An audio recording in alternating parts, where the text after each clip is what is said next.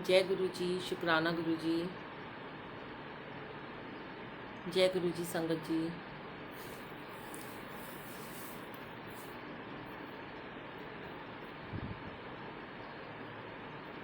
जय गुरु जी, सबको जय गुरु जी। ये आज तो ऐसे ही सरप्राइज़ लाइव सत्संग है। व्हाट्सएप पे डाला था, बस मैं यहाँ नहीं डाल पाई लाइव के लिए। शुक्राना गुरु जी, अनंतम शुक्राना। बहुत दिनों से संगत जी कह रहे थे आंटी अब लाइव नहीं आए हो। ऐसे तो रोज़ सत्संग डालते ही हैं, जहाँ भी जाते हैं सत्संग में वहाँ से हम लाइव आ जाते हैं,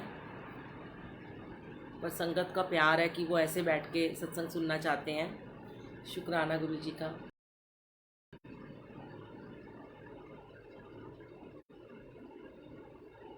जय गुरु जी, अनंतम शुक्राना, लख लख शुक्राना, कोट कोट शुक्राना, इतने प्यारे दरबार में बिठाने का शुक्राना।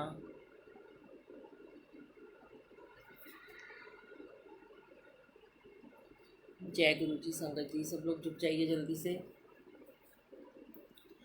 आजकल गुरु जी बहुत शुक्राना शुक्राना पे बहुत ही मस्ती करवा रहे हैं और खूब आनंद लुटा रहे हैं वो गुरु जी तेरा शुक्राना पे, और सब बड़ा ही आनंद लेते हैं गुरु जी के सत्संग के बाद। तो आज मैंने सोचा कि पहले मैं वही दो चार लाइनें आपको सुनाती हूँ अपनी आवाज़ में। हम सिंगर तो नहीं हैं, पर गुरु जी के सामने बैठकर गुरु जी अपने आप गवा लेते हैं। आज मैं आपके साथ बड़े सारे कुछ कुछ छोटे छोटे सत्संग शेयर करूँगी संगत जी, जो भी गुरु जी बुलवाएंगे। जय गुरु जी। तो आइए एक शुक्राना शेयर करते हैं। नित करते नए कमाल गुरु जी, नित करते नए कमाल गुरु जी, करे पूरे सबके सवाल गुरु जी, कट मोह माया के जाल गुरु जी, कट मोह माया के जाल गुरु जी, करे सदा ही सबको निहाल गुरु जी, करे सदा ही सबको निहाल गुरु जी, सबकी बलाएं देते हैं टाल गुरु जी, भरे झोली भरे झोली करे माला माल गुरु जी, गुरु जी तेरा शुक्राना, गुरु जी तेरा शुक्राना, गुरु जी तेरा शुक्राना, शुक्राना गुरु जी तेरा शुक्राना, रखे सदा संगतों का ख्याल गुरु जी, बन जाते हैं भक्तों की ढाल गुरु जी, गुरु जी तेरा शुक्राना, गुरु जी तेरा शुक्राना, गुरु जी तेरा शुक्राना, शुक्राना गुरु जी तेरा शुक्राना, अनंतम शुक्राना। कहते हैं गुरु जी का हर वेले शुक्राना करना चाहिए।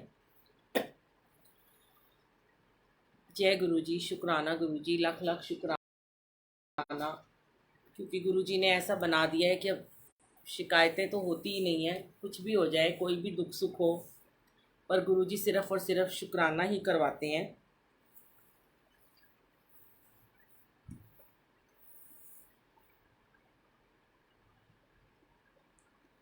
तो सब लोग जुट जाइए बस जल्दी जल्दी, जितने भी हैं कोई बात नहीं, दोबारा से हम तब तक संगत जुड़ जाएगी। हम थोड़ा थोड़ा सत्संग शेयर करते हैं।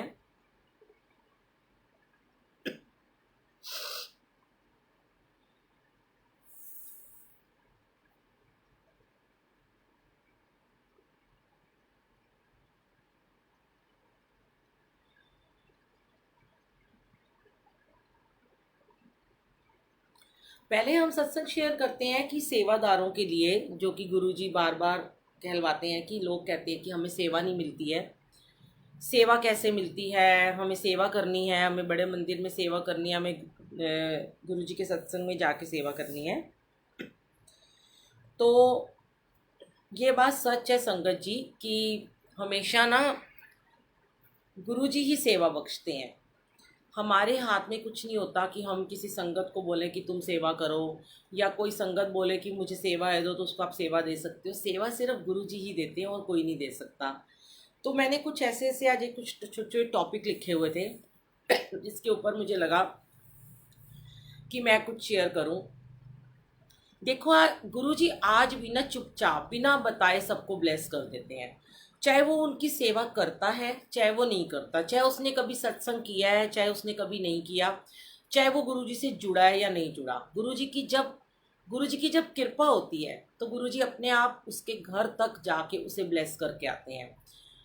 आजकल ऐसा होता है कि गुरुजी अनजाने में ही अचानक ही किसी ऐसी संगत के घर में सत्संग करवा देते हैं कि जिसको सत्संग के बारे में कुछ पता ही नहीं होता, जिसको गुरुजी के बारे में कुछ पता ही नहीं होता। और बड़े हैरान होते हैं वो संगत कि हमने सिर्फ सोचा और कि हम सत्संग कराएंगे, हमें तो कुछ आता ही नहीं था, हमारे घर तो एक स्वरूप तक नहीं था, फिर भी गुरुजी हमारे घर आ गए। और मैंने ऐसी बहुत सारी संगत को देखा है कि जिनके घर में कई कई सालों से वो गुरुजी से जुड़े हुए हैं, पर उनके घर में कभी सत्संग नहीं हो पाया। तो दोनों चीज़ों को हमें पॉजिटिव ही लेना चाहिए। ऐसा नहीं है कि किसी घर में सत्संग नहीं हो पाया तो वो उसको ब्लेसिंग नहीं मिल रही है, या उसको गुरुजी प्यार नहीं करते हैं, और जो सत्संग कराता है शायद गुरुजी उसको ही ज़्यादा प्यार करते हैं। ये सब चीज़ें छोड़ देनी चाहिए। जो रब है, गुरु जी हैं, वो बिना बताए ही किसी के भी घर पहुंच के उसे ब्लेस कर देते हैं। और आपको पता है कि गुरु जी हमारे दुख से एकदम से दुखी भी हो जाते हैं और हमारी खुशी से एकदम से वो खुश भी हो जाते हैं। ये बिल्कुल सच बात है। तो गुरु जी जो भाव हमारे होते हैं संगत जी, उस भाव में गुरु जी भी बह जाते हैं।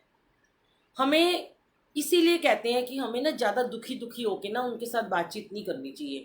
हमें हमेशा अपने बार बार दुखड़े नहीं उनको सुनाने चाहिए, प्रॉब्लम्स नहीं शेयर करनी चाहिए। क्योंकि आपको पता है, जब हमारी आंख में आंसू आता है, हर बार वही गुरुजी में से वो भजन गवाते हैं, पल पल तेरे साथ मैं रहता हूँ, बाद में मैं आपको सुनाऊंगी, कि जब हमारी आंख में एक भी आंसू का कतरा आता है तो मालिक की आंख से भी आंसू जरूर बहते हैं। आप देखते हैं कई जगह पे अमृत वर्षा होती है। गुरुजी कहते हैं कि या तो तुम बहुत दुखी होते हो तो मैं तुम्हारे दुख से रोता हूँ, या तुम बहुत ज़्यादा खुश होते हो तो मैं मेरी खुशी से आंसू निकलते हैं। वो अमृत वर्षा होती है। तो ऐसे ही जब हम सत्संग में बैठे होते हैं, पाठ में, अमृत वेला में, सिमरन में, जाप में, तो कभी कभी हमारे अश्रु बहते हैं। वही असली अमृत वर्षा होती है, क्योंकि हमारा उस टाइम कनेक्शन होता है अपने गुरु जी के साथ में। अब गुरु जी ने अपने सेवा की बात आ रही थी कि सेवा कैसे आपको सेवा मिल जाती है, कैसे कोई सेवा कर पाता है, कैसे अपने घर में कोई सत्संग करा पाता है। तो गुरु जी की जो महिमा है वो अपरंपार है। गुरु जी कैसे किसी को सत्संग की सेवा बख्शते हैं। गुरु जी ने अपने सेवादारों को सेवा करनी क्यों सिखाई, क्योंकि आपको पता है गुरु जी खुद अपने समय के, आप उनके सत्संग सुनो पुराने टाइम के, उनकी वीडियोस देखो, उसमें ना गुरु जी हमेशा खुद जाके लंगर प्रसाद की सेवा करते होते थे, खुद जाके अपने हाथों से लंगर बांटते थे संगत को। और कितनी बार किचन में खड़े होके खुद लंगर बनाते थे, खुद बनवाते थे लंगर। तो वो कितनी सेवा करते थे, इसीलिए उन्होंने हमें भी ये चीज़ सिखाई है कि सेवा में रहना है तुम्हें हमेशा।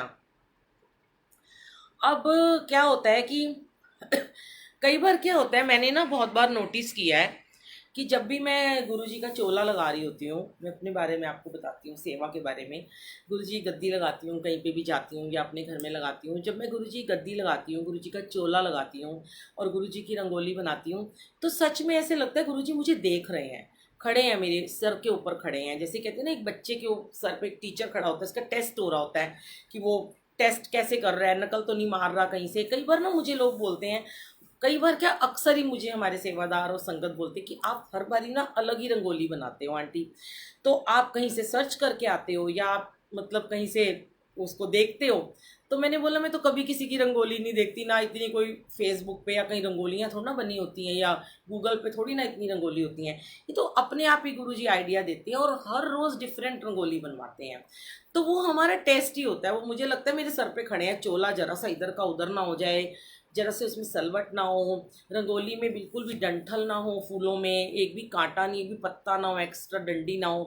तो वो हमारे मतलब मुझे ऐसा लगता है जब कई बार फूलों के ऊपर कोई फूल गिर जाता है, जैसे गेंदे पे गुलाब का पत्ता आ गया या मोगरा आ गया, तो मैं उसको हटाती हूँ।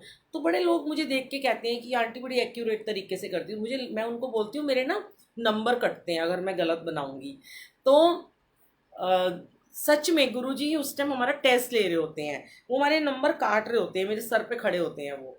ये तो उनकी मर्जी है कि उन्होंने अपनी सेवा में लगा के भी किसी को किस तरीके से सेवा सिखा। कई लोग हैं मैंने देखा है कैसे भी सेवा कर लेते हैं। मेरे को कई बार गुरुजी ने बहुत ऐसी जगहों पे भेजा कि जहाँ पे मैं उन बाई चांस वहाँ मेरी सेवा नहीं थी और वहाँ पर रंगोली बनी हुई थी, और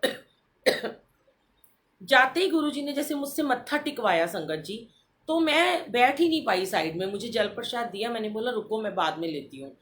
तो मैं रंगोली में देखा तो सारे उसमें रोजेज में पूरे डंठल ही डंठल थे, गांठें गांठें थी सारी और पत्ते बिखरे हुए थे। मैं वहीं बैठ गई आगे आगे और मैंने सारी रंगोली के फूल सारे के सारे मैंने वहाँ से हटाए। आंटी विनीता आंटी आप बार बार क्यों लिख रहे हैं अमृत वेला में ऐड कर लीजिए, आपको खुद इसको ज्वाइन करना पड़ेगा, आप इस ग्रुप में हैं तो सही। मैंने आपको कहाँ पे ऐड करना है, यहीं इसी ग्रुप में अमृत वेला होता है सुबह 5 बजे। आप इस ग्रुप को ज्वाइन कर लो और आप अपने आप 5 बजे पौने 5 बजे यहाँ पे इसको ऑन कर लिया करो। यहाँ कोई ऐड नहीं कर सकता किसी को, जो रिक्वेस्ट भेजता है वही ऐड होता है यहाँ पर, ठीक है। और जो गुरुजी होते हैं ना वो देकर ना कभी भी संगत जी जताते नहीं है, मैं आपको बताऊं कभी नहीं जताते हैं। बदले में ना वो हमसे कुछ मांगते हैं, कोई उनको चढ़ावा नहीं चाहिए, वो तो दानी है, कहीं पे कोई चढ़ावा नहीं है। आपने देखा होगा उन्होंने इतने इतने हमारे ऊपर उन्होंने उपकार किए हैं कि कुछ कहने की हद नहीं। हमारे मतलब कहते हैं ना इतने उपकार उन्होंने हमारे पे कर दिए कि हम सोच भी नहीं सकते हैं। वो है ना एक भजन बड़ा प्यारा है,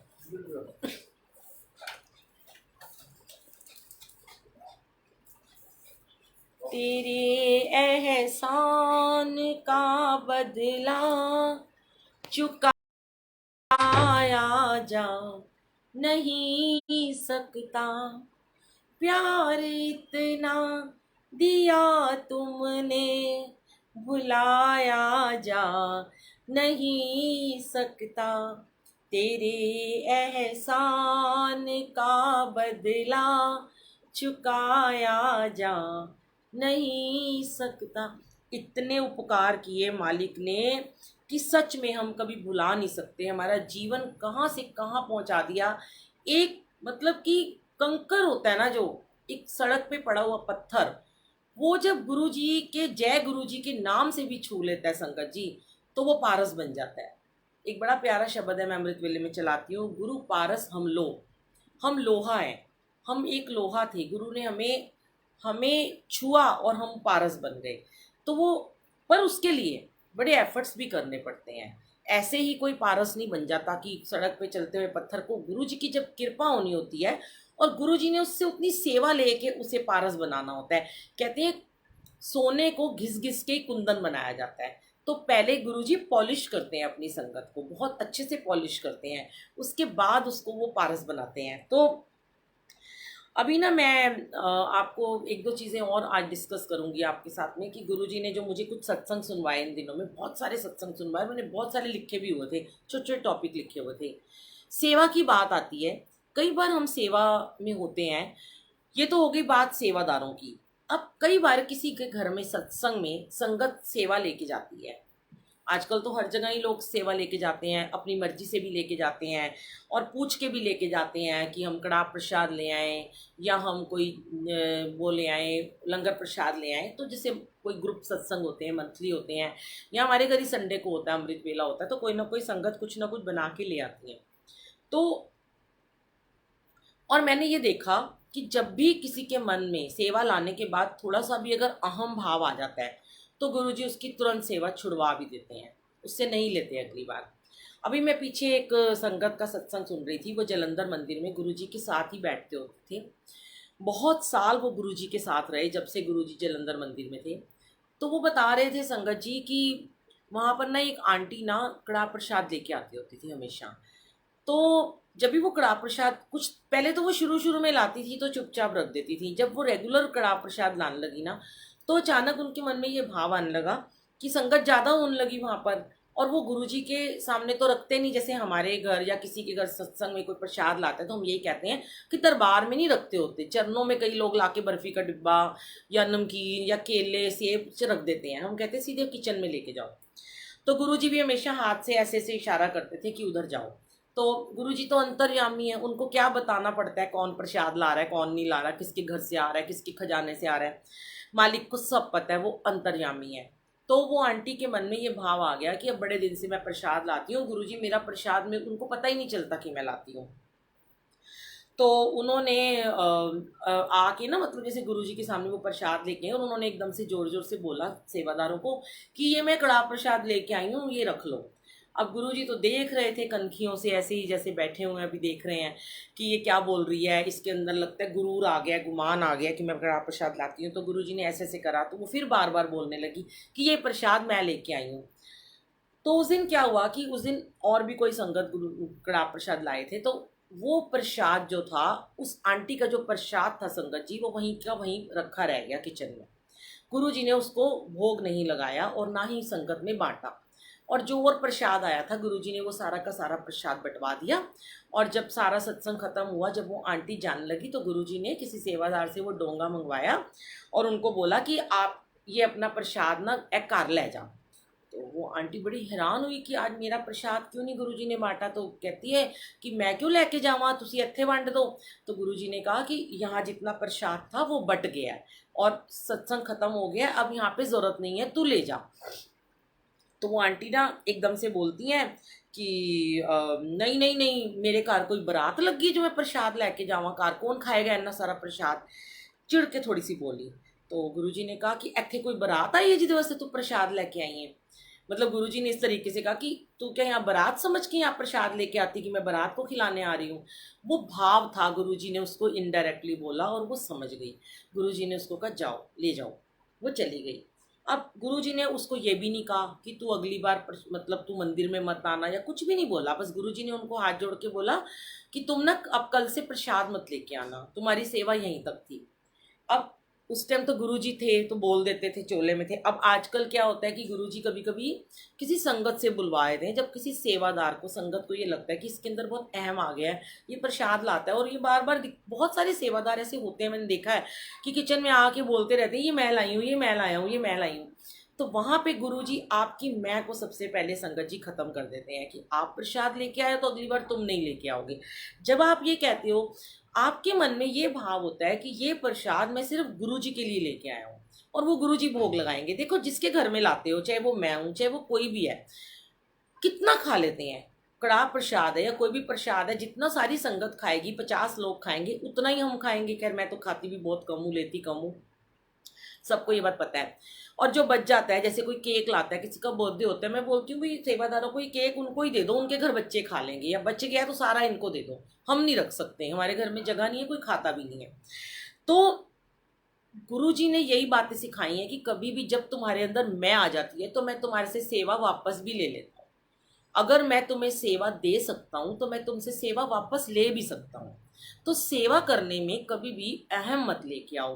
गुरु के दरबार की सेवा करते हो, गुरु के दरबार चोले लगाते हो, गुरु जी के सत्संग अरेंज करते हो, कहीं भी जाते हो, सेवादारों में ये बात नहीं होनी चाहिए। अभी मैंने यूट्यूब पे भी डाला, एक तो सेवादारों में आज गुरु जी शायद सेवादार के लिए ही करवा रहे हैं, प्रतिस्पर्धा की भावना कभी नहीं होनी चाहिए। जहाँ पे आपकी प्रतिस्पर्धा आ गई वहां पे आपको सेवा नहीं मिलेगी कभी भी। प्रतिस्पर्धा कैसे होती है कि 4 लोग जा रहे हैं, एक कड़ाह प्रसाद बना रहा है, एक चाय बना रहा है, एक रंगोली के साथ सेवा कर रहा है, एक कारपेट बिछा रहा है, तो सेवा तो कोई भी है। कोई पीछे रह के कोई चप्पल की सेवा कर रहा है, कोई किचन की सेवा, कोई बर्तन मांजने कर रहा है। तो जरूरी नहीं है कि आपको हर बार एक ही सेवा मिले, और ज़रूरी नहीं है कि सेवादार को एक ही तरह का हर बारी उसे बर्तन धोने की सेवा मिलेगी, हर बार उसको चप्पल की सेवा मिलेगी, हर बार उसे चाय प्रसाद की सेवा मिलेगी, ऐसे नहीं होता। और ये भी हो सकता है किसी किसी एक संगत को हर बारी चाय प्रसाद की, जैसे हमारे सूरज अंकल आते हैं, बहुत अच्छी चाय बनाते हैं, गाजियाबाद से आते हैं, तो हमें उनके हाथ की चाय से लगता है हम बड़े मंदिर की जैसे चाय पी रहे हैं। तो हम उनको बोल देते हैं कि भाई चाय आप ही बनाओ। अब जैसे हमारे यहाँ पूजा आंटी वो भी वैसी चाय बनाने लगी हैं, तो मैं उनको बोलती हूँ कि चाय आप ही बनाना, मुझसे भी आप अच्छी चाय बनाते हो। तो इसलिए कभी भी किसी किसी को वही सेवा बार बार मिलती है। तो ये सब चीज़ों में ना कभी भी आपको मुंह नहीं बनाना चाहिए, कभी भी उदास नहीं होना चाहिए, कभी भी अपने में होड़ नहीं होनी चाहिए कि आज मुझे ये सेवा नहीं मिली है। ये चीज़ें अगर हमारे माइंड में आती है ना,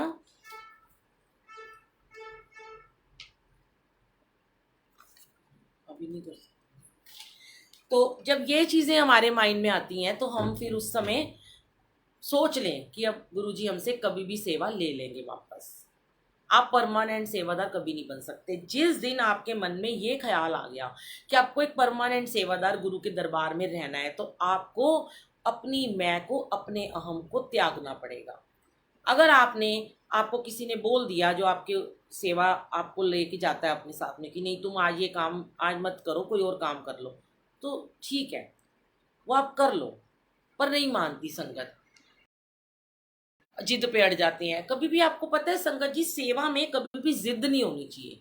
आप जिद करके कुछ नहीं पा सकते हो गुरु के दरबार में। जिद से तो कहते हैं सेवा तो छोड़ो, कुछ भी नहीं मिलता, ब्लेसिंग तक नहीं मिलती है। छीन के नहीं आप कुछ ले सकते कभी भी किससे, और भीख में मांग के भी नहीं ले सकते। कहते हैं विन बोले हैं सबकी जानदा, उसके आगे क्या बोलना है, उसे सब पता है उसे कब क्या देना है। तो ये चीज़ें जो हैं थोड़ी सी हमें भूलनी पड़ेंगी, छोड़नी पड़ेंगी, अहम को त्यागना पड़ेगा, तब हम एक सच्चे सेवादार बन सकते हैं। और एक और आज मैंने सत्संग शेयर करना था कि मुझे ना अभी क्या हुआ कि मैं बीच बीच में आपको इसलिए दरबार दिखाती हूँ कि आप दरबार के भी दर्शन करते रहो, कि मेरे ना घर में ना हमेशा गुरुजी के मंदिर की मिट्टी होती है। बड़े मंदिर के बाहर जो कार पार्किंग है बिल्कुल बाहर है, वहाँ पे कच्ची मिट्टी होती है ना, सब वाइट वाइट सी, वो मैं हमेशा अपने घर में थोड़ी सी ला के डब्बी में रखती हूँ। तो पीछे जब मैं डुगरी गई थी तो मैं वहाँ की मिट्टी भी लाई थी और मैंने दोनों को मिक्स कर दिया।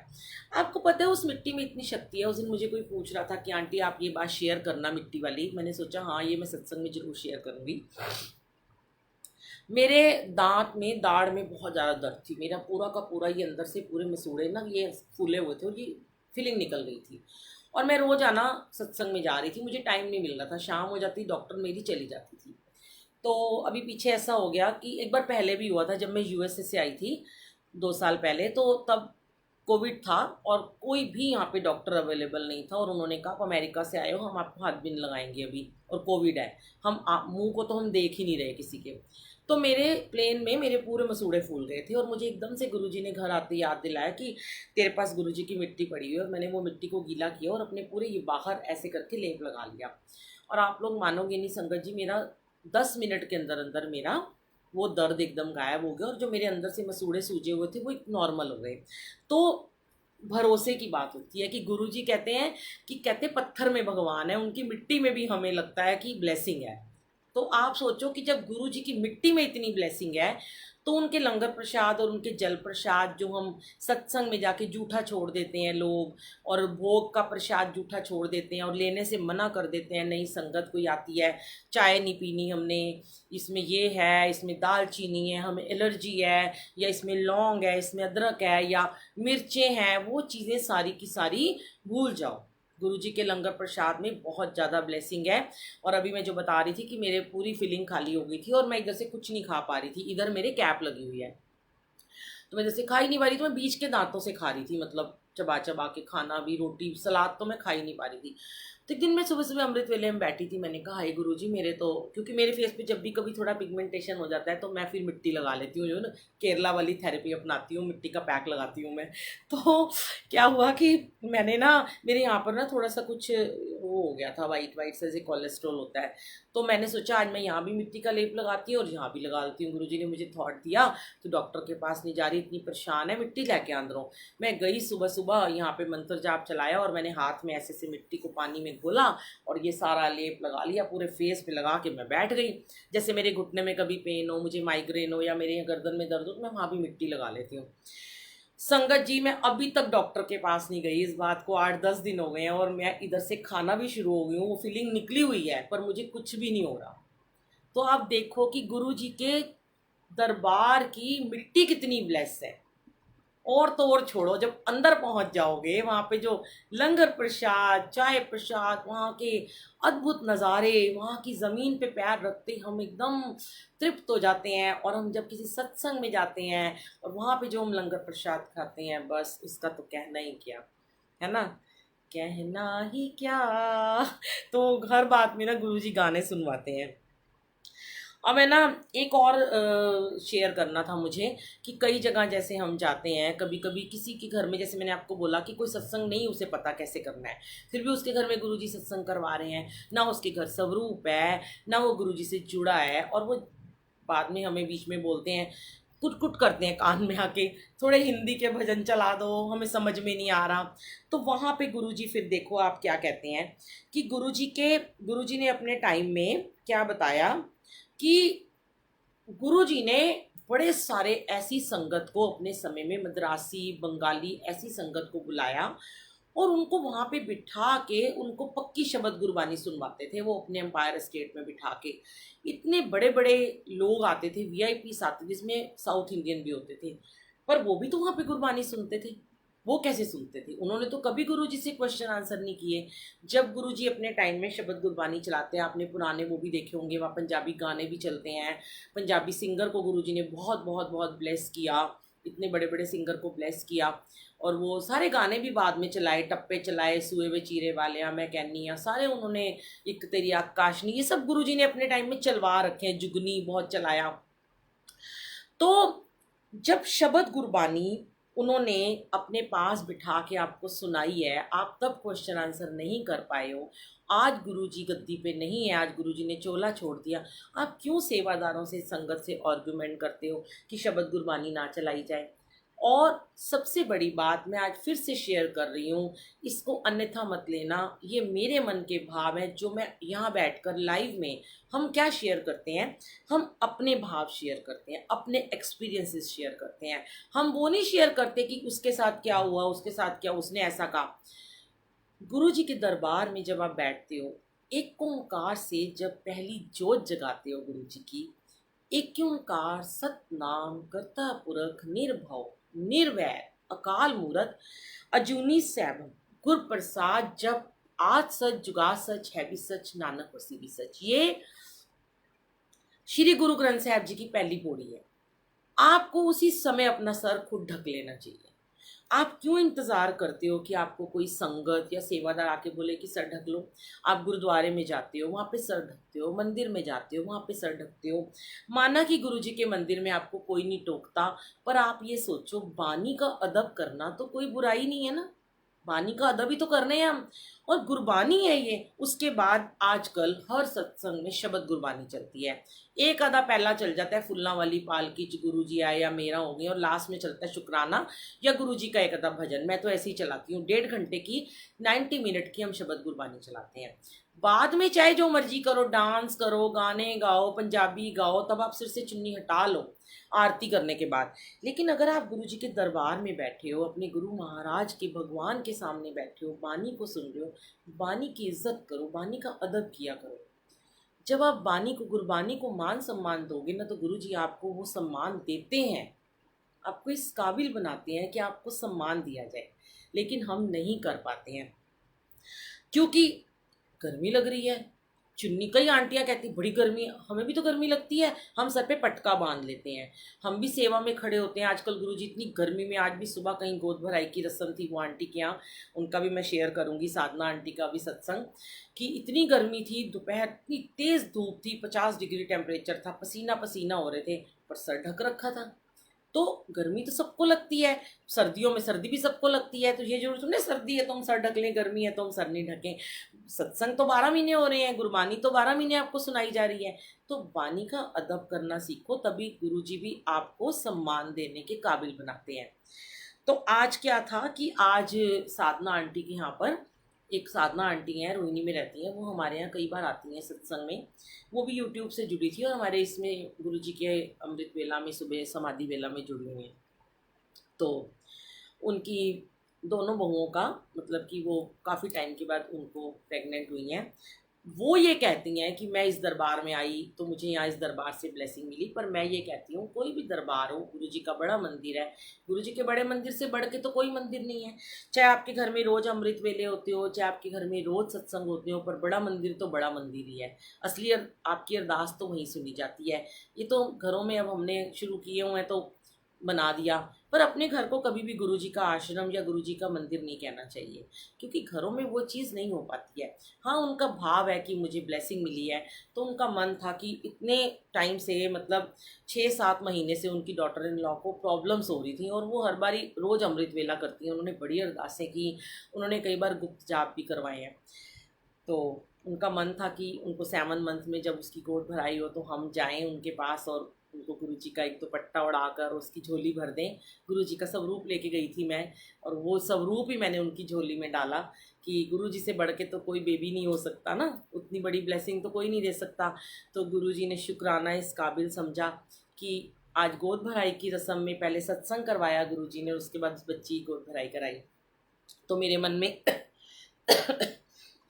एक ही भाव आ रहा था कि गुरुजी ऐसे सब बच्चों की गोद भराई करना, सबको ब्लेस करना, सबको मम्मी पापा बनने का सुख दो, सब बच्चों की बेटियों की शादी कर दो, सबके घर बस जाएं, सबको बच्चे हो जाएं, बस गुरुजी सबकी अरदास पूरी करो आप, और सुख से करो।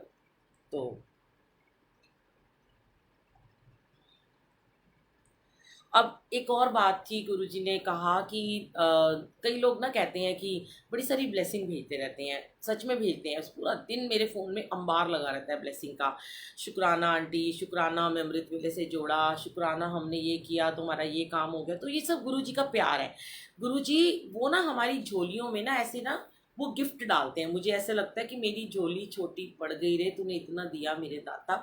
तो वो मैं ब्लेसिंग जो है ना ऐसे समेट समेट के रखती हूँ। मुझे लगता है कि गुरुजी मुझे हर टेस्ट के बाद एक गिफ्ट भेज देते हैं। तो सोचो कितने सारे गिफ्ट हो गए हैं, तो वो उसका भी हमें शुक्राना करना चाहिए। वो शुक्राने जो लोग करते हैं, गुरुजी करवाते हैं उनसे, उसमें भी हमें कभी भी घमंड नहीं करना चाहिए कि हम इस काबिल हैं, गुरुजी ने हमें इस काबिल बनाया। नहीं, हम तो किसी काबिल भी नहीं है संगत जी, सब गुरुजी हैं।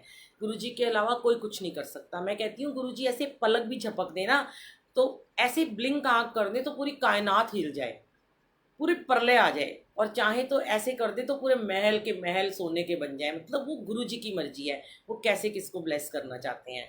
अनंतम अनंतम शुक्राना। ऐसी ऐसी आज प्यारी प्यारी संगत जुड़ी हुई है जो बड़े दिनों के बाद दर्शन दे रही हैं। अब एक और गुरुजी ने आज लिखवाया।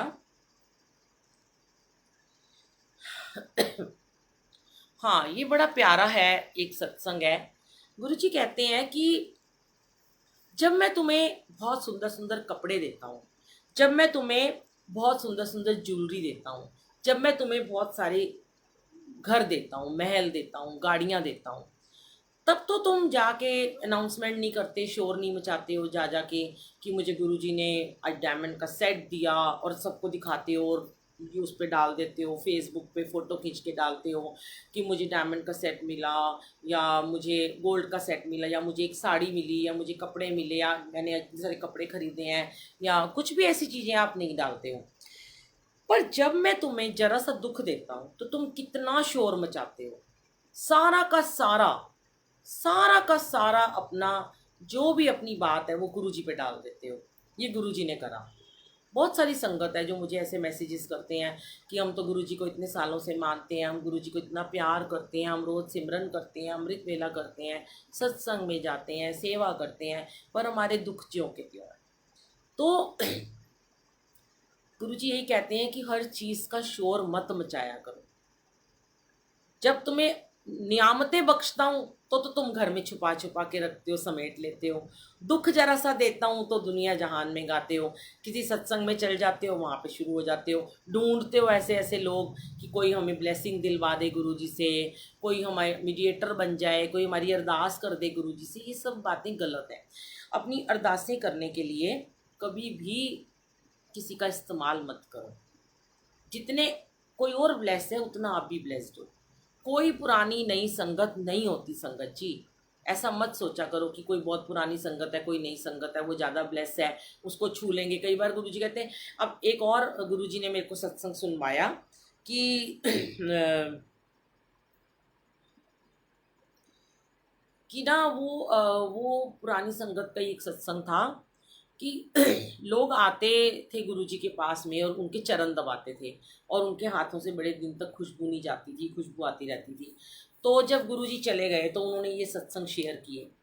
अब गुरुजी ने उस टाइम ही उन संगत को बोला कि कभी भी मेरे जाने के बाद तुम्हारे को, अगर तुम कभी भी किसी को ये बोलो कि गुरुजी भगवान थे, गुरुजी रब थे, गुरुजी में से खुशबू आती थी, या जो भी तुम्हें मेरे से फीलिंग होती है, तो वो तुम्हारे साथ अटैच होना चाहें तो उनके साथ थोड़ा डिस्टेंस मेंटेन करके रखना। ये गुरुजी के वर्ड है। ये बिल्कुल सच बात है कि आज अगर कोई पुरानी संगत नज़र आ जाती है तो फटाफट दिल करता है उसको हक कर लो, उसका हाथ छू लो, उसके पैर छू लो। उसने अपने हाथों से उसने गुरुजी को छुआ है तो हम भी ब्लेस हो जाएंगे। ऐसा नहीं करना चाहिए। गुरुजी कहते हैं कि संगत के साथ भी उसको, संगत को आप मान सम्मान दो। वो पहले की संगत है, वो बुजुर्ग संगत है, या वो आदरणीय है, उसको मान सम्मान दो, लेकिन उसको गुरु का रूप मत समझने बैठ जाओ। उसके साथ इतने अटैच मत हो जाओ। फिर क्या करते हैं, फिर लोग उनके फ़ोन नंबर ले लेते हैं, फिर उनको बार बार बार बार बार बार परेशान करते हैं, फ़ोन करते रहते हैं उनको कि ये बता दो, हम ऐसे करें, क्या करें, ये हो गया, परेशान हो गए, दुख है। ये सब वो कैसे कर लेंगे? वो भी तो गुरु जी की संगत ही है। वो अगर गुरु जी से मिले हैं तो गुरु जी ने कोई उन्हें अपना ये भगवान थोड़ा ना बना दिया, उन्हें कोई अपना दर्जा थोड़ा ना गुरु जी ने दे दिया। वो भी तो आपकी तरह, हमारी तरह गुरुजी की संगत ही तो है। तो इतना गुरुजी कहते हैं उनके साथ भी डिस्टेंस मेंटेन करके रखा करो। और गुरुजी सेवादारों को भी एक ही बात समझाते हैं। मैं पहले भी ये बात शेयर कर चुकी हूँ कि गुरुजी कहते हैं कि जब भी कहीं सेवा में जाते हो, किसी के घर भी जाते हो, तो वहाँ जाके उनके घर की कहानियाँ मत सुना करो, सेवा किया करो। मैंने देखा है कई बार मैं दरबार लगा रही होती हूँ, रंगोली बना रही होती हूँ और पीछे आवाज़ें आ रही होती हैं किचन में से, तो मैं उनको बोलती हूँ कि चुप रहो, चुपचाप सर ढक के अपना सेवा करो, चाय बनाओ, कड़ा प्रसाद बनाओ, बातें नहीं करनी, सिर्फ मंत्र जाप करो। और अगर आपकी सेवा खत्म होगी, अगर आपको बैठने का टाइम मिल रहा है आधे घंटे का, तो फिर उस फैमिली से डिस्कशन करने मत बैठ जाओ। कई करते हैं सेवादार, हमारे साथ जो जाते हैं वो नहीं करते, पर जो कोई नए नए सेवादार जुड़े होते हैं वो, उन तुम्हारे कितने बच्चे हैं, तुम्हारे बच्चे क्या करते हैं, तुम्हारे बच्चों की शादी हो गई, तुम्हारे बच्चे कहाँ पे पढ़ते हैं, कहाँ पे नौकरी करते हैं, क्यों ये सब हमने बातें करनी है।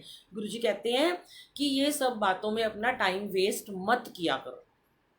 उतनी देर में तुम उनको सत्संग सुना दो, उन्हें अपनी ब्लेसिंग बताओ, उनसे कुछ सुनो, उनको गुरुजी की महिमा सुनाओ, ताकि वो और ज़्यादा गुरुजी से अटैच हो सके और जुड़ सकें। फालतू की बातें, फालतू ही गॉसिप, फिर उनका नंबर ले लेना, फिर उनको अपने नंबर शेयर करना, और फिर ऐसे ही लोग, ऐसी ही संगत जब कोई किसी का फ़ायदा उठाता है, कोई गुमराह करता है, फिर वो सेवादारों के पास आ जाते हैं कि उसने मुझे परेशान कर दिया, ये कर दिया, फ़ोन कर दिया। मेरे साथ बहुत होता है ऐसा। जो मेरे साथ नए नए सेवादार जब जुड़े थे तो नंबर ले आते थे और फिर कहते थे वो हमें बार बार फ़ोन करते हैं, तो तुमने उनको अपना नंबर दिया ही क्यों है? तुम वहाँ सेवा करने गए हो, सेवा करो, ख़त्म। अगर उनको आपसे कोई बात करनी है तो बोलो इनसे ले लो नंबर, कोई ज़रूरी बात है, क्योंकि मुझे तो कोई फ़ोन करता ही नहीं, उन्हें पता मैं उठाऊंगी ही नहीं। काम की बात करेंगे तो व्हाट्सएप कर लेंगे। तो हम लोग ना पहले खुद ही ऐसा काम करते हैं ताकि लोग हमें परेशान करें, और फिर हम इल्ज़ाम लगाते हैं संगत के ऊपर। तो वो हर चीज़ को गुरुजी ने कहा डिस्टेंस मेंटेन करके रखना है। अपना डिस्टेंस हर जगह मेंटेन करो, अपने रिश्तों में भी करो, अपनी संगत में भी करो, अपने सेवादारों में भी करो, अपने रिलेटिव्स में भी करो, अपने बच्चों के साथ भी करो। हर चीज़ में डिस्टेंस मेंटेन करके रखो। तो अब एक बार ना एक और बात हुई कि सेवादार कई बार बोलते हैं कि हमें, हमारे से जो ऊपर सेवादार हैं जो सत्संग अरेंज करते हैं, वो हमें डांट देते हैं। तो आपको पता है कि ये वाला सत्संग भी मुझे गुरुजी ने सुनवाया, जलंधर मंदिर का ही सत्संग था, ये भी मैं आपको सुनाती हूँ अभी। कि एक सेवादार थे, अंकल थे, वो गुरुजी के साथ रहते थे, बहुत सेवा करते थे, बहुत ज़्यादा गुरुजी के अंग संग रहते थे वो। और एक दिन की बात है कि एक बार सत्संग के समय कोई और बाहर से लोग आए, बहुत सारे लोग आए, सेवादार आए। तो उन्होंने वो पुराने वाले सेवादार अंकल को बोला कि तू जा यहाँ से बाहर चला जा, मतलब उनको सेवा से हटा के बाहर कर दिया। अब वो बड़े हर्ट हो गए, क्योंकि वो तो दिन रात गुरुजी के साथ रहते थे, उनका सारा काम करते थे, उनके वहीं सोते थे। कहने लगे कि गुरुजी तो दूर बैठे हुए हैं। मैं गुरुजी को मन में यही क्वेश्चन आ रहा है कि मैं गुरुजी को कैसे बोलूं कि इसने मुझे धक्का मार के बाहर कर दिया है, इसने मुझे किचन से बाहर निकाल दिया, मुझे मंदिर से कह दिया तू बाहर जाके खड़ा हो जा। तो अब वो वेट करते रहे, पूरा टाइम कुड़ते रहे, नेगेटिविटी भेजते रहे उनको। जैसे ही सत्संग समाप्त हुआ वो सेवादार अपने घर चले गए, सब लोग चले गए। वो गुरुजी के कमरे में आए और गुरुजी को कहते हैं कि मेरे को तो ना आप आज्ञा दे दो, मैं कल से सेवा में नहीं आऊँगा। क्योंकि ना गुरुजी कहते क्यों होया, गुरुजी को तो सब पता था क्या हुआ है। तो कहते कि मेरे को आज मेरा बड़ा मन दुख गया है, मैं इतने दिनों से आपकी सेवा में हूँ और मैं तो हमेशा जो आप कहते हो वही करता हूँ। आज एक नया कोई सेवादार आया, उसने मुझे धक्का मार के ना बाहर निकाल दिया। तो गुरुजी हंस पड़े, मुस्कुरा पड़े। गुरुजी कहते हैं कि तेनू पता है क्या, तेरे उनने कर्म कटवा दिते ने। गुरुजी कहते हैं गुरु घर से धक्का भी किस्मत वालों को मिलता है, और अगर उसने तुझे ऐसे कराया है तो तेरे को कोई, मैंने तो नहीं धक्का मारा ना, उसने मारा है ना, तो फिर आ गया ना अंदर। तूने मेरी सेवा करनी है कि तूने उसकी सेवा करनी है। तो गुरु जी के दरबार में अगर सेवादार ने इसका, उन्होंने मीनिंग ये बताया कि अगर आपको उनको बाद में फील हुई ये बात कि अगर किसी ने कुछ कह भी दिया, आपको डांट दिया, या ये काम गलत हो रहा है, या यहाँ आपने सर नहीं ढका, या आप बातें कर रहे हो, ये सब मत करो, तो वो सोचो कि आपको आपके कर्म कटवा रहे हैं। मैं तो ये बात सोचती हूँ, जब मुझे सेवा नहीं आती थी, जब मैंने सेवा करनी सीखी, तो मैं उस समय बहुत नेगेटिव हो जाती थी संगत जी। मुझे लगता था कि हाय मेरी तो बेइज्जती हो गई, मेरी तो इंसल्ट ही हो गई। मैं भी ऐसे सोचती थी। मुझे हर किसी के सत्संग से मुझे भी आंसर मिलते हैं, आज भी मिलते हैं। ये नहीं कि आज मैं बहुत ज्ञानी हो गई हूँ या मैं बहुत कुछ बोलने लगी हूँ, मुझे आज भी आंसर मिलते हैं संगत जी। और मुझे ये आंसर मिला कि मैं भी तो उस समय इतनी नेगेटिव हो जाती थी। मैं भी तो कहती थी गुरुजी अब मैं कल से सेवा में नहीं आऊँगी, पर गुरुजी मुझे पिटाई कर कर के, डांट डांट के, रुला रुला के उन्होंने मुझे सेवा में खड़ा रखा ज़बरदस्ती, और आज इस लायक बनाया कि अब मुझे कोई, आज की डेट में चाहे कोई छोटा हो चाहे कोई बड़ा हो, अगर मुझे लगता है कि हाँ वो मैं गलती कर रही हूँ, तो मैं आज भी उसको सर माथे पे रखती हूँ। ऐसा नहीं है कि हमें अपनी अपनी चलानी है, कई बार हमसे भी गलती होती है, हम भगवान थोड़ी ना है कोई कि हम कभी गलती नहीं करेंगे जीवन में। तो कभी भी ऐसा मत सोचो, कोई सेवादार आपको डांट रहा है, समझा रहा है, तो आप सोचो मैं अगले दिन सेवा में नहीं जाऊंगा, ये गलत बात होती है। तो शुक्राना गुरुजी, आपने आज बड़े सारे लगता है लोगों को आंसर दिए हैं।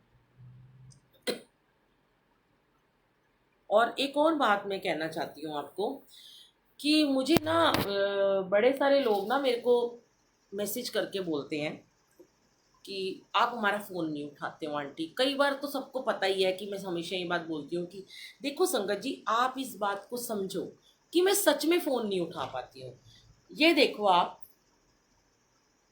कि यूट्यूब से एक दिन में, यूट्यूब हो गया, फेसबुक हो गया, एक दिन में मुझे कम से कम नहीं तो 100-150 लोगों के फ़ोन आते हैं, 100 के तो आते ही होंगे। मैं सुबह उठी, अमृत वेला किया, थोड़ी देर अपने आप को थोड़ा सा टाइम दिया, उसके बाद मुझे थोड़ी देर में सो गई, फिर मैं सत्संग में चली गई, वहाँ पे पूरा दिन हमें चले गए, शाम को आए, थके हुए आए, आते ही थोड़ा सो गए, घर का देख लिया। तो मैं फ़ोन कब उठाऊंगी? मैं ये की बात कहती हूँ कि आप मुझे मैसेज कर लो, व्हाट्सएप कर लो, मैं आपको तुरंत रिप्लाई करूँगी और करती भी हूँ। वॉइस मैसेज भेज दो आपको, मैं वॉइस मैसेज में जवाब दे दूँगी। लेकिन आप सोचो कि मैं फ़ोन उठा के अगर मैं आपसे, अभी भी ऐसे ऐसे बच्चों के कईयों के मैसेज आते हैं, फ़ोन आ जाते हैं कि आंटी एक बार हमारा फ़ोन उठा लो, आप एक बार सिर्फ हमारा फ़ोन उठा लो, 1 मिनट की बात कर लो। जब एक ही बात होती है, आप मुझे वॉइस मैसेज कर रहे हो, मैं आपको वॉइस मैसेज कर रही हूँ, तो एक ही बात है फ़ोन पे बात करना। क्या ऐसे फ़ोन उठाने से क्या हो जाएगा? और परेशानी है, मुझे पता है प्रॉब्लम है, उसका हल है, अमृत वेला है, जो भी चीज़ें हम बताते हैं, जल रखना है, कैसे रखना है। बार बार कहती हूँ, मेरा यूट्यूब पर एक पार्ट नंबर 81 है, उसको सुन लो, उसमें सारा तरीका बताया अमृत वेला करने का। बार बार कहती हूँ, उसमें मेरा फ़ोन नंबर भी है 81 पार्ट में।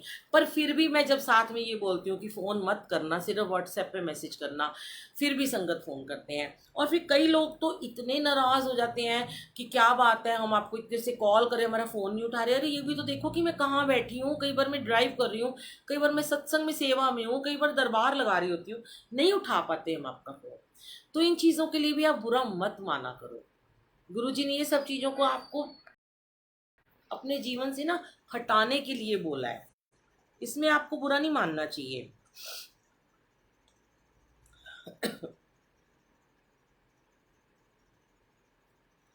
और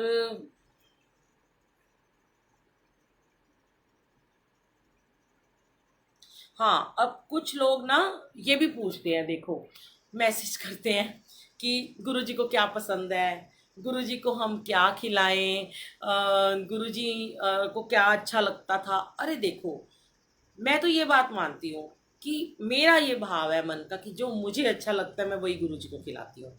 अब समझ लो कि मेरे को अगर मेरे को कढ़ी नहीं पसंद है और मैं किससे पूछ रही हूँ, वो मुझे कह रहा है गुरुजी को तो कढ़ी चावल बड़े पसंद है, और मेरे बच्चों ने और मैंने कभी कढ़ी अगर ना खाई हो, वैसे तो मैं खाती हूँ, तो मैं गुरुजी के लिए कढ़ी बना दूँ और मैं उसको ना खाऊं, ठीक है, और मैं अगले दिन वो सारी कढ़ी मेड को दे दूँ, ये अच्छी बात है क्या? नहीं है ना। गुरुजी की पसंद नापसंद ना पूछो, गुरुजी के आगे बैठ जाओ, मन को अपने एकाग्र कर लो और गुरुजी के चरणों में बैठ जाओ और बोलो गुरुजी क्या खाना है। गुरुजी आपके मन में खुद थॉट डालेंगे कि आज तू पनीर बना दे, आज तू राजमा बना दे, आज तू आलू बड़ियाँ बना दे, आज तू मूंग की दाल बना दे। गुरुजी खुद आपसे कहलवाएंगे। पर अगर हम अब कोई मेरे से पूछता है, एक आध बार मैंने बोल दिया कि हाँ गुरुजी को ना, मैंने सुना था गुरुजी को पतली पतली दाल बड़ी पसंद थी, मूंग धुली या दूसरी दाल, जो पतली पतली दाल, पतली पतली खिचड़ी गुरुजी की संगत। बहुत पुराने पुराने बुजुर्ग अंकल कहते हैं कि वो ना पतली पतली खिचड़ी और पतली पतली दाल खाते थे। अब इसका मतलब ये है कि अब मेरे से कोई पूछे, 50 लोगों ने पूछा तो मैंने 50 लोगों को ये बात बता दी, अब आप रोज ही उनको पतली खिचड़ी और पतली दाल खिलाओगे क्योंकि बुलबुल आंटी ने कहा था कि वो पतली दाल खाती थी, तो ये गलत बात होती है।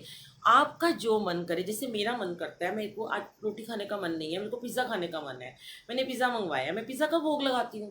मुझे आज चाय पीने का मन नहीं है, मेरा कोल्ड ड्रिंक पीने का मन है, मेरा आइसक्रीम खाने का मन है, मैं उनको वही भोग लगाती हूँ। ज़रूरी थोड़ा ना इतनी गर्मी पड़ रही है गुरु जी को चाय अच्छी लगती है, चाय पिलानी है बार बार। सवेरे पिला दी ना अमृत वेला में एक बार चाय, ठीक है।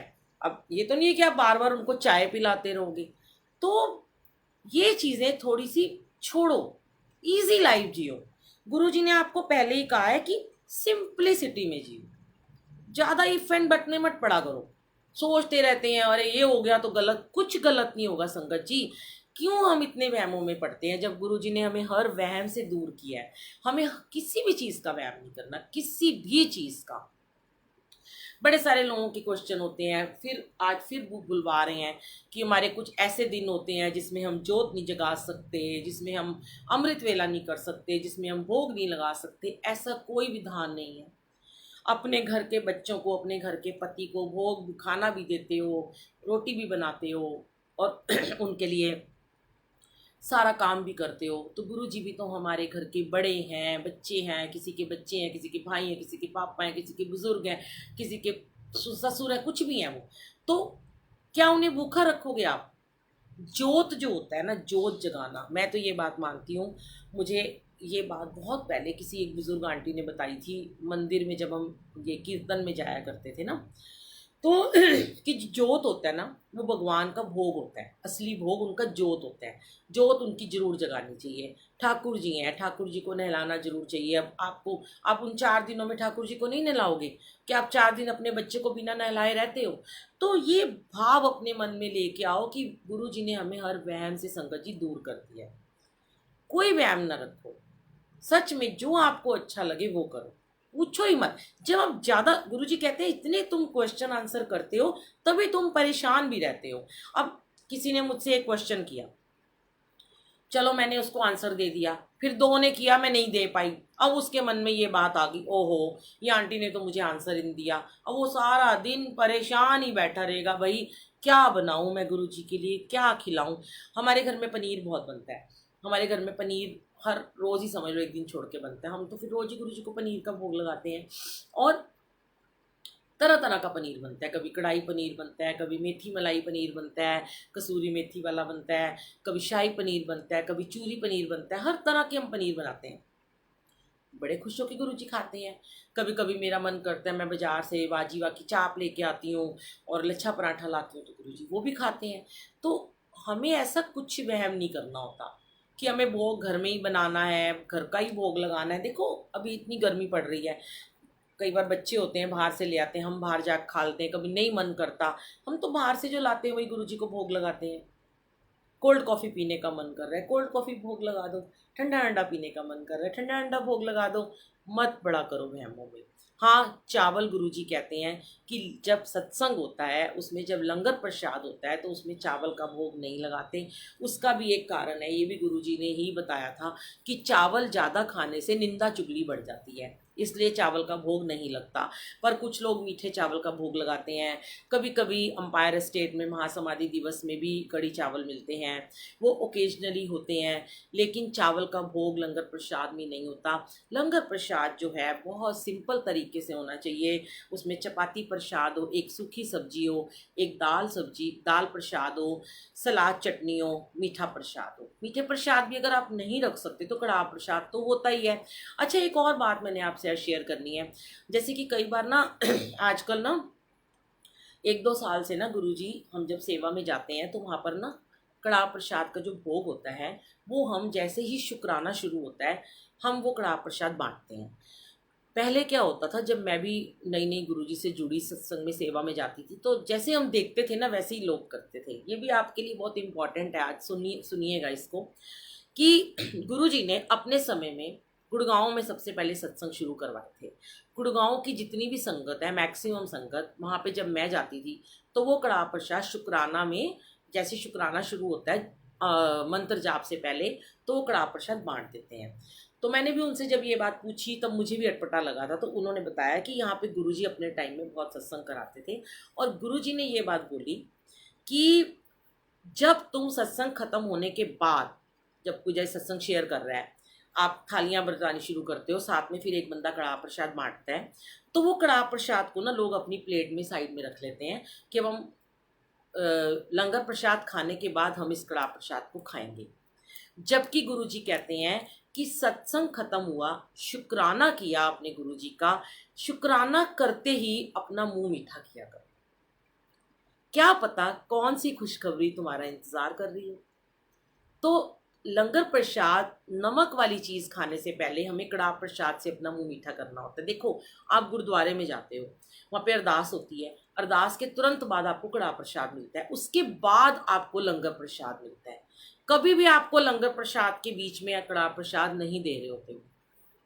तो ये चीज़ गुरु जी ने ही शुरू कराई है, इसमें कोई बुरी बात भी नहीं है अगर आप कड़ाह प्रसाद शुक्राने के समय खा रहे हो। और एक और बात आज गुरु जी काफ़ी टाइम से कह रहे हैं, बुलवा रहे हैं, शिरोमणि गुरुद्वारा प्रबंधक कमेटी अमृतसर से भी बहुत बार मैसेजेस आए हैं कि गुरु जी की गद्दी के ऊपर ओम और एक ओमकार की गद्दी लोग लगाते हैं। गुरु जी की संगत ने भी ये बात बोली है कि गुरु जी के बड़े मंदिर में, गुरु जी के डुगरी मंदिर में, गुरु जी के जलंधर मंदिर में, अंपायर स्टेट में, कहीं पर भी ओम और एक ओमकार की गद्दी नहीं होती। आप कोई भी स्वरूप, कोई भी पिक्चर उठा के देख लो। तो संगत ने ये कहा कि जब गुरु जी के टाइम में गुरु जी ने ओम और एक ओमकार की गद्दी नहीं रखी थी तो तुमने ये प्रथा कैसे शुरू कर दी। अब गुरुद्वारा प्रबंधक कमेटी, मेरे घर भी गुरु ग्रंथ साहब जी हैं, पहले मैं भी ये बातें नहीं मानती थी, लेकिन जब बार बार ये मैसेज आ रहा था तो बहुत इस बात में एक बहुत बड़ा तथ्य छुपा हुआ था जो कि मुझे बहुत दिल को छू गया और मुझे लगा कि पहली शुरुआत ये मुझे करनी चाहिए। उन्होंने ये बात बोली कि हर किसी का गुरु हमारे लिए सर्वोपरि है, मान्य है, सम्मानित है। हम हर गुरु की रिस्पेक्ट करते हैं, हम आपके गुरु जी की भी रिस्पेक्ट करते हैं। उन्होंने कहा कि बड़े मंदिर के दरवाजे एक ओंकार सतनाम की पहली पौड़ी से खुलते हैं। सत्संग में, क्योंकि सरदार लोग आजकल सत्संग में बहुत आते हैं, जब सत्संग शुरू होता है वेलकम बैंड के बाद आप एक ओंकार से गुरु जी की जोत जगाते हो। एक ओंकार गुरु ग्रंथ साहब जी की पहला अक्षर है, जो कि गुरु ग्रंथ साहब जी साक्षात गुरु नानक देव जी हैं। तो आपके गुरु जी एक ओंकार पे पीछे पीठ लगा के कैसे बैठ सकते हैं। अब देखो, बात यहाँ पे ये आ गई कि उन्होंने ये कह दिया कि आपके गुरुजी, हमारे गुरुजी ने तो कभी नहीं कहा कि मेरे पीछे एक ओंकार की गद्दी रखो। अगर गुरुजी ने कहा होता तो मैं कहती हूँ बड़े मंदिर में सबसे पहले एक ओंकार की गद्दी होती। आप देखो, वहाँ पे हमेशा बड़े मंदिर में डिज़ाइनर कुशन होते हैं। मैं एडिसन मंदिर में भी गई यूएसए में, वहाँ पे डिज़ाइनर कुशन होते हैं। हम यहाँ पे गए, ये अंपायर स्टेट जाते हैं, वहाँ पे डिज़ाइनर कुशन होते हैं। बहुत कम आपने देखा होगा। अब मैंने जो मेरे पास एक ओंकार थी, मैंने क्या करना शुरू किया, फिर मुझे लोगों ने बोला कि अब हम एक ओंकार का क्या करें। तो मेरे गुरुजी ने मेरे मन में थॉट डाला कि हम जो ओम है वो तो हम एक साइड लगा देते हैं। वैसे तो कोशिश मैं करती हूँ कि मैं ना ही लगाऊं। और जो एक ओंकार है वो जैसे हमने जिधर गुरु नानक देव जी का स्वरूप जोत रखी होती है, हम वो एक ओंकार का कुशन जोत के पीछे रख देते हैं। भाई वहां पे जोत जग रही है तो वहां पे एक ओंकार है, गुरु नानक देव जी का स्वरूप नहीं भी है तो एक ओंकार वहां पे है। आपकी गद्दी भी खराब नहीं होगी, वेस्ट नहीं होगी। तो कुछ चीजों में ना भाव बड़े अच्छे छुपे हुए हैं और हमें ना उसको फॉलो कर लेना चाहिए, क्योंकि संगत जी हमें इस समाज में रहना है। देखो इस समाज में गुरुद्वारे वाले भी हैं, सब कोई हैं, हिंदू भी हैं, मुस्लिम भी हैं। हमें हर एक को हमें मान सम्मान देना है, हर एक को हमें साथ लेके चलना है।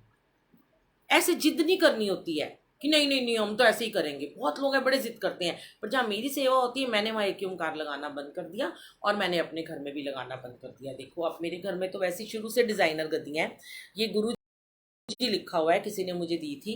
नहीं तो मैं सिर्फ डिजाइनर यहाँ पे कुशन लगाती हूँ, बटरफ्लाई वाल लगा लेती हूँ, कभी मोर वाल लगा लेती हूँ। तो आज बड़े दिन से ना गुरुजी ने ना ये सारा का सारा ना मेरे से लिखवा रहे थे गुरुजी कि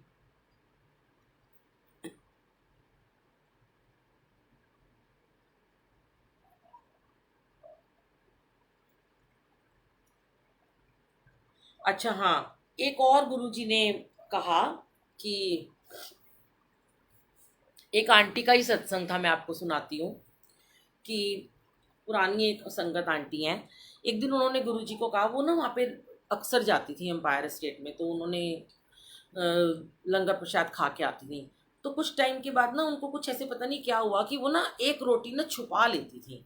तो वहाँ पे भी यही बोलते थे कि जिसको जितना लेना है, हम भी यही कहते हैं सत्संग में, आप एक रोटी ले लो, छोड़ो मत, जूठा मत छोड़ो। तो वो एक रोटी छुपा लेती थी डर के मारे। और गुरुजी को तो सब पता था, गुरुजी तो जानी जान है। तो थोड़े दिन की बात है, उसके बाद ना वो आती हैं तो गुरुजी को कहती हैं कि ना मेरे ना मुंह में ना छाले हो गए और मेरे मुंह में बड़ी ज़्यादा दर्द होती है, मैं कुछ खा पी ही नहीं पा रही हूँ, मैं आके आपका लंगर प्रसाद भी नहीं खा पाती हूँ। तो गुरुजी हंसते हंसते उसको कहते हैं, जो तू एक रोटी छुपा के कार ले जाती ने, या तो तू इत्थे खाया कर या तू एक रोटी कट ले जाया कर, कट खाया कर। तू लैके कार जड़ी जानी है ना, वो इस करके तेरे मुंह च दर्द होती पई है। बड़े आंसर मिलते हैं संगत जी, सच में। ये छुपा छुपा के जो लंगर पैक कर लेते हैं, और ये जिसको समोसा या मट्ठी खाने को मिलती है, मैंने बहुत बार देखा आंटियां अंकल वो चुपचाप टिश्यू पेपर में डाल लेते हैं। हमारे घर ही कई बार संगत ऐसे करती है, डाइट का बड़ा ख्याल रख रहे हैं, एक बिस्किट रख लिया। तो वो प्रॉब्लम, वो कष्ट हम अपने ही बढ़ाते हैं, हमारे ही कर्म बढ़ते हैं। हमें अपने गुरु जी के साथ जुड़ के अपने कर्मों को बख्शवाना है, ना कि उन्हें बढ़ाना है संगत जी। हमें अपने कष्टों को कटवाना है। देखो 90% कर्म तो गुरुजी ने हमारे काट दिए, 10% रह गए हैं, वो भी हमारी तो कोई औकात ही नहीं है कि गुरुजी का स्वरूप ना ऊपर वाला दिखाई नहीं दे रहा था पूरा। तो हमारी तो देखो कोई औकात ही नहीं है कि हम वो कर्म कटवा पाए, है ना। अब वो गुरुजी ही कटवाएंगे। तो इसलिए गुरुजी मुस्कुरा रहे हैं, मेरे जानू, मेरे प्यारे गुरुजी इतने प्यार से निहारते हैं, मैं क्या बताऊं, बस निहाल हो जाती हूँ मैं तो। शुक्राना गुरुजी, आप इतना प्यार देते हो, इतना प्यार देते हो कि मैं कई बार संगत जी, सच में कह रही हूँ मैं, कि जब मैं सुबह अमृत वेले में यहाँ बैठी होती हूँ इस दरबार में, तो मेरी आंखें ऐसी झरझर झरझर अमृत वर्षा होती है, अकेले बैठ के भी। मैं कहती हूँ गुरुजी इतना प्यारा दरबार जो आपने मुझे दिया है, ये किसी के पास नहीं है। होगा, बहुतों के पास होगा, पर ये दरबार, ये स्वर्ग जैसा सुंदर, इतना निराला, इतना सुहाना, ये मुझे आपने दिया है। मैं अनंतम आपकी शुक्राना करती रहूँगी, आभारी रहूँगी, आज जीवन आपकी मैं कर्जदार रहूँगी। मुझे मरते दम तक ये दरबार चाहिए, और यहीं पे मुझे, इसी चरणों में आपके मुझे मेरा समापन हो। इतने शुक्राने हैं, मतलब इसके बिना मैं जी नहीं सकती हूँ। मैं जहाँ भी जाऊँ मुझे ये दरबार चाहिए, मेरा जीवन बेकार है इसके बिना। मैं कहीं से भी आती हूँ ना संगत जी, जाती भी हूँ तो पहले गुरु जी को देखती हूँ। आते ही ना सबसे पहले मैं अपना चप्पल उतारती हूँ, गुरु जी का एसी चलाती हूँ। हाय मेरे गुरु जी गर्मी में बैठे हुए हैं, भाव है हमारे, उनको क्या सर्दी गर्मी है, पर भाव तो हैं।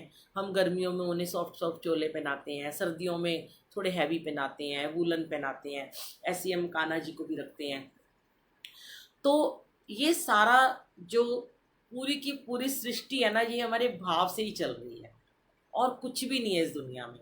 आपका भाव अच्छा है, आपका भाव प्योर है, गुरुजी आपको ब्लेस करेंगे ही करेंगे। जहाँ आपके भाव में स्वार्थ आ गया, अहम आ गया, कुछ नहीं मिलने वाला। आते रहो जाते रहो, 84 जन्म कटवाते रहो। तो शुक्राना गुरुजी, लख लख लख लख लख लख शुक्राना, करोड़ बार आप जी का शुक्राना, जो आपने मुझे इतना सुंदर गुरु परिवार दिया, इतना प्यारा ये मुझे आपने दरबार दिया। ये हट क्यों नहीं रहा? इतना सुंदर, इतना मनमोहक द्वार दिया। ये देखो आप, कितना प्यारा मेरे गुरुजी का एक एक स्वरूप यहाँ पे ब्लेस्ड है। मेरे गुरुजी, मैं कहती हूँ साक्षात विराजमान है। ये देखो डूडल पूरा सत्संग सुनता है, सवेरे पूरा अमृत वेला सुनता है ये, है ना। एक और बात रह गई है कि जो मैंने आपसे शेयर करनी है। गुरुजी कह रहे हैं आज तो कर ही दे, सोचा था नहीं करूँगी। ये जो संगत आती है, ये गुरुजी का घर है, गुरुजी का दरबार है, गुरुजी का मंदिर जैसे होता है। वहाँ पे कोई किसी को नहीं पूछता कौन कहाँ से आ रहा है, कौन कितने पाप करके आ रहा है, कितने पुण्य करके आ रहा है। मुझे संगत कहते हैं कि हमें आपके घर आना है आंटी, दर्शन करने हैं, अमृत वेले में आना है, सत्संग में आना है। हम कहते हैं जी आया, जो मर्जी आ सकता है। पर आने के बाद क्यों ऐसे गलत काम करते हैं? कभी कुछ रख के चले जाते हैं घर में, कभी कुछ रख के चले जाते हैं। आपने पहले भी सुना होगा, पीछे कोई बेड के नीचे पुड़िया रख के चला गया। हमारे डूडल जी तो इतने महान है, इतने अमृत वेले में मंत्र जाप सुनता है ये, तो इसको तो कहते हैं ना, डॉग को बड़ी जल्दी इंट्यूशन हो जाती है, कुछ भी आपके घर में गलत होता है। तो उसने फटाफट संगत के जाते ही वो पुड़िया खींच ली, और जब वो पुड़िया खींची थी तो उसके अंदर से गेहूं के दानों में राख लिपटी हुई थी। उससे 2 महीने पहले किसी ने पर्दे के पीछे एक पुड़िया रखी, राख में लपेटी। अभी इस संडे मंडे को जो सत्संग हुआ, संडे को अमृत वेले में संगत आती है। मेरे को नहीं पता कौन आया कौन नहीं आया, मंडे को भी संगत आती है 3 से 5 में। तो मेरे अंकल ने शाम को इसका डूडल का खाना निकालने लगे, पीछे वॉश बेसिन के पास एक डस्टबिन पड़ा होता है, उस खाने के डिब्बे के नीचे किसी ने एक पीतल का पुराना सा बैंगल रख दिया। अब ना वो इतना बड़ा जेंट्स का बैंगल छुपा के रखा हुआ है। मतलब आपको लगता है कि ऐसा जहाँ गुरुजी का रोज अमृत वेला होता है, जहाँ गुरुजी का रोज मंत्र जाप होता है, वहाँ आप ऐसे कर्म करके जा रहे हो? इससे क्या हो जाएगा? क्यों, गुरुजी तो यहाँ साक्षात बैठे हैं। गुरुजी तो मुझे 1 मिनट में दिखाते हैं कि गुरुजी कि तेरे साथ कुछ गलत मैं होने नहीं दूंगा। फिर भी कर रहे हो, क्या मिलेगा बताओ आप उनकी नजरों में अपने आप को और गिरा रहे हो। जो भी ये काम करता है, कहते हैं छुप नहीं सकता कभी भी, वो कभी नहीं छुप सकता। क्योंकि मेरे घर में शुरू शुरू में एक मेड आती थी, जब हम यहाँ नए नए आए थे, तो उसने एक बार चोरी करी थी। एक अंकल, हमारे सेवादार अंकल के कुर्ते में से 2000 रुपये निकाल लिए। 8000 रुपये थे उनके कुर्ते में। बताया नहीं, मैंने उसको बोला कि देख, इस घर में ना गुरुजी बैठे हैं हर कमरे में और उनकी नज़र है, तू अभी बता दे तूने लिए हैं, मैं दरवाज़ा बंद करके पुलिस को बुलाने वाली हूँ। वो डर गई। मैंने कहा जा ढूंढ के आ, तूने कहाँ छुपाए हैं। वो पीछे गई, थोड़ी देर के बाद रोती रही, वापस आई, कहती पीछे गिरे हुए थे, ये लो 2000 रुपये। तो तुरंत गुरुजी ने वो पैसे दिलवा दिए। और संगत जी, मैं ये बात मानती हूँ कि जितनी बार भी संगत ने यहाँ पे जो भी मैं कहती हूँ, फिर भी मैं संगत के लिए गुरुजी को कहती हूँ, गुरुजी आप उसको ना ब्लेस कर दो। मैं फिर भी एक ही बात कहती हूँ, गुरुजी आप उसको माफ़ कर दो, उसको सद्बुद्धि देना, उसको ब्लेस कर देना। क्योंकि दिल दुखता है, थोड़ा सा मन दुखता है, हंसी भी आती है। कई बार तो मैं गुरुजी का हंसती रही, इस बार तो मैं हंस रही। मेरे अंकल कहते ले देख फिर कोई रख के चला गया। मैंने कहा चलो जाओ, इसको घुमाने जा रहे हो, डूडल को दूर कहीं फेंक के आना, गार्डन में किसी कूड़ेदान में फेंक देना। तो मैं हंस रही थी, मैंने कहा सोने का कड़ा रख जाते आप। तो वैसे तो इतने खराब लोग हैं, जिनकी नीयत खराब है, जिनकी इंटेंशन खराब है, वो सोने का भी रख जाएंगे। उनके लिए कोई बड़ी बात नहीं है। जो किसी का बुरा करना चाहेंगे तो वो गोल्ड के वो डायमंड भी रख के चल जाएंगे कि चलो ये आंटी लालच में आके डायमंड, मेरे घर में कोई डायमंड भी रखेगा मैं वो फेंक दूंगी उठा के। क्योंकि एक बार पहले ऐसा हो चुका है, मैं शेयर नहीं करना चाहती वो बात, कि मेरे पास गोल्ड भी रख के चले गए लोग, और वो गुरुजी ने दिखा दिया कि वो किसका था, किसके थ्रू यहाँ पे आया था और वहीं पहुंच गया वापस। तो या तो आप किसी संगत को बदनाम करना चाहते हो, या आप किसी संगत से जेलस करते हो कि उसकी, क्या ऐसे करने से क्या ब्लेसिंग गुरुजी हमें कम देंगे? क्या आपको लगता है कि आप ऐसा करोगे तो गुरुजी का प्यार हमारे प्रति कम हो जाएगा? नहीं होगा। गुरुजी और दुखी होते हैं संगत जी, आप क्यों उन्हें हर्ट करते हो? कहते हैं किसी गुरु की संगत को हर्ट करना मीन्स गुरु को हर्ट करना। क्यों नहीं समझते लोग? किसी संगत को दुख देना मतलब गुरु को दुख देना। और जिस घर में इतने जाप, इतनी संगत आती हो, इतनी ब्लेसिंग हो, कर ही नहीं सकता वहां पे कोई गलत काम, फिर भी करके चल जाते हैं। चलो करते रहो। मैं कहती हूँ, मैंने अभी वो ग्रुप में ना एक सॉन्ग भेजा था, मेरे को बड़ा अच्छा लगा। जैसे ही मेरे ये निकला ना, मैं गाना ढूंढ रही थी, मैंने कहा देखूँ मैं कौन सा गाना सही लगेगा, और इतना बढ़िया गुरुजी ने वो गाना निकलवाया। मैं आपको सुनाती हूँ, चलो 1 मिनट। आप भी खुश हो जाओगे सुन के ना, कि वो बड़ा मतलब बड़ा परफेक्ट सॉन्ग है वो।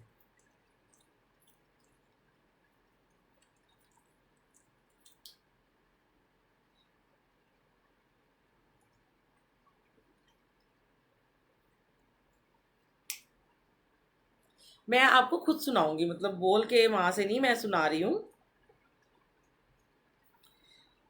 ये देखो आप, चलो आप भी जरा एंजॉय करना।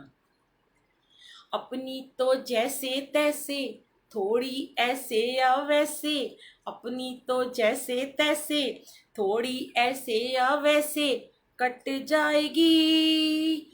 आपका क्या होगा जनाबे आली, आपका क्या होगा? अपने आगे ना पीछे, ना कोई ऊपर नीचे, रोने वाला ना कोई रोने वाली जनाबे आली, है ना। फिर आगे क्या सुनवाया गुरुजी ने? आप भी मेरी तरह इंसान की औलाद हैं, आप भी मेरी तरह इंसान की औलाद हैं। आप मुंह मांगी दुआ, हम अनसुनी फरियाद हैं। आप मुंह मांगी दुआ, हम अनसुनी फरियाद हैं। पर मैंने कहा गुरुजी मैं आपकी मुंह मांगी दुआ हूं, है ना। आप जैसे जालिमों के जुल्म की ईजाद है, गाली हुजूर की तो, गाली हुजूर की तो लगती दुआओं जैसी, हम दुआ भी दे तो लगे है गाली। आपका क्या होगा जनाबे आली, है ना। कहते हैं अपनी तो जैसे तैसे, थोड़ी ऐसे या वैसे, कट जाएगी। इनका क्या होगा जनाबे आली? फिर कहते हैं आगे, क्या कहते हैं?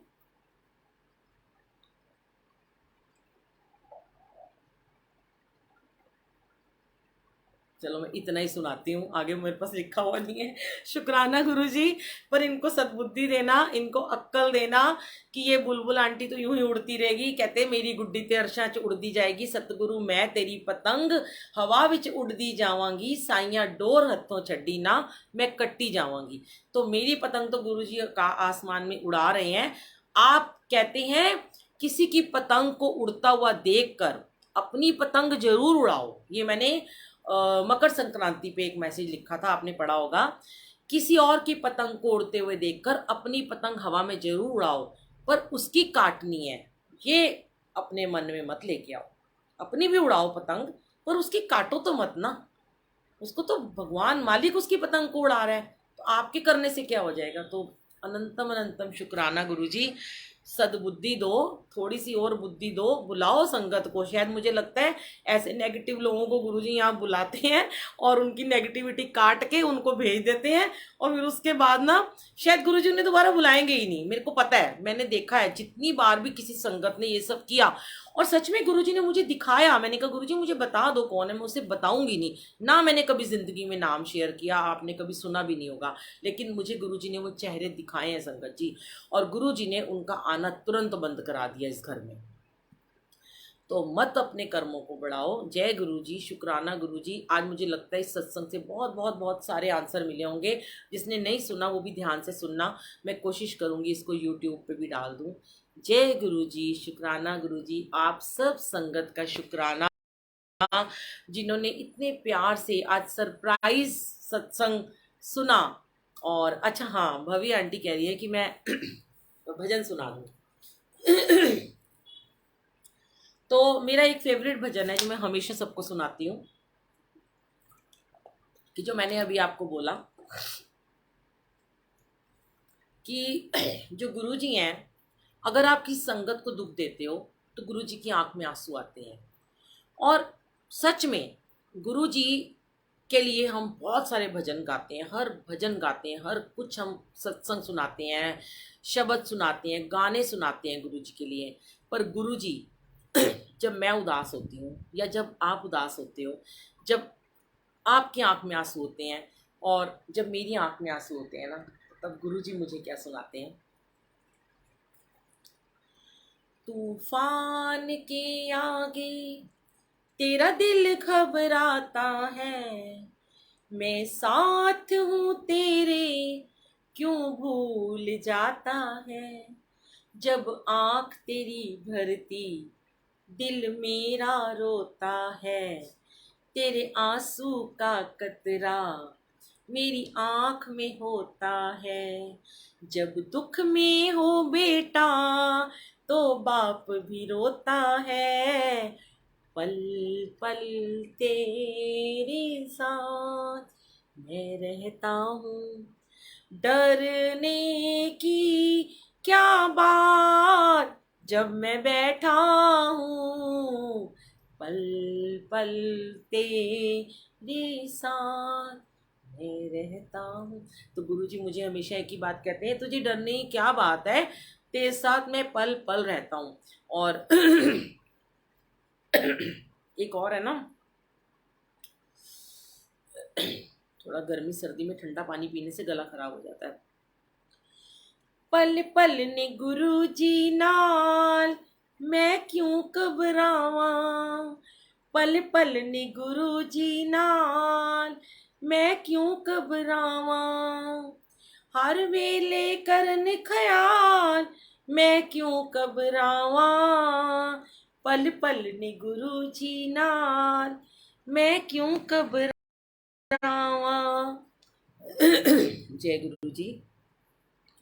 मेरा गला साथ नहीं दे रहा।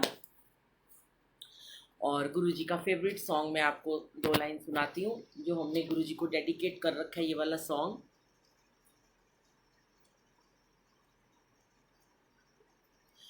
तेरे जैसा यार कहाँ कहाँ ऐसा याराना, याद करेगी दुनिया तेरा मेरा अफसाना,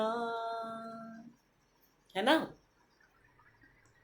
मेरी जिंदगी संवारी मुझको गले लगा के, बैठा दिया फलक पे मुझे खाक से उठा के।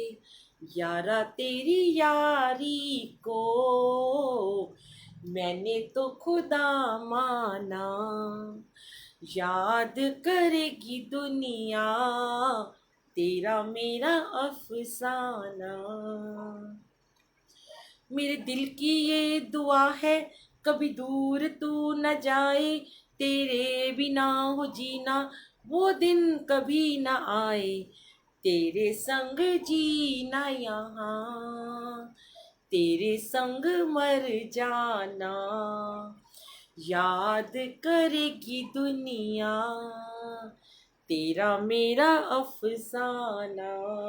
और जहाँ से हमने शुरुआत करी थी, कमाल गुरुजी, शुक्राना गुरुजी। कितना प्यारा आजकल गुरुजी शुक्राना कराते हैं। गुरुजी तेरा शुक्राना, गुरुजी तेरा शुक्राना, गुरुजी तेरा शुक्राना, शुक्राना गुरुजी तेरा शुक्राना।